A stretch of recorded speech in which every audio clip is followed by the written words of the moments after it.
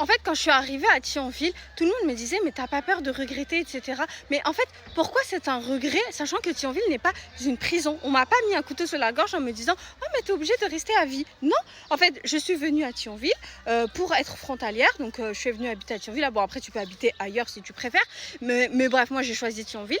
Je suis devenue frontalière et finalement je suis restée. Alors oui, je sais, tu vas me dire que toi c'est pas pareil. Tu as tes enfants, le fait de retrouver aussi un autre travail, revenir à Paris, retrouver un travail, c'est chiant, etc. Dans la vie, tout est chiant, tout est relou, mais au moins comme ça, tu auras appris et tu sauras. De toute façon, même si tu détestes, par exemple, d'être frontalière, eh bien, au moins, si tu viens, c'est que on te propose un salaire meilleur et tu pourras coffrer. Donc, ça sera, t'auras aucun regret parce que au pire, ça sera nul en termes de paysage, en termes de la vie là-bas, du quotidien, mais au moins tu auras coffré parce qu'oublie pas, il faut économiser à fond pour tes enfants, pour ton futur, etc.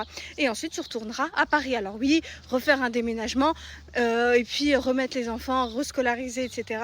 Oui, je sais, ça demande beaucoup d'organisation, mais au moins tu auras tenté et c'est comme ça qu'on y arrive, c'est en tentant. Donc voilà, moi ce que je te conseille, c'est vraiment d'aller à l'aventure. Tu te dis, j'y vais pour 3 ans, même si j'aime pas, je reste au moins... Oula, j'ai failli tomber.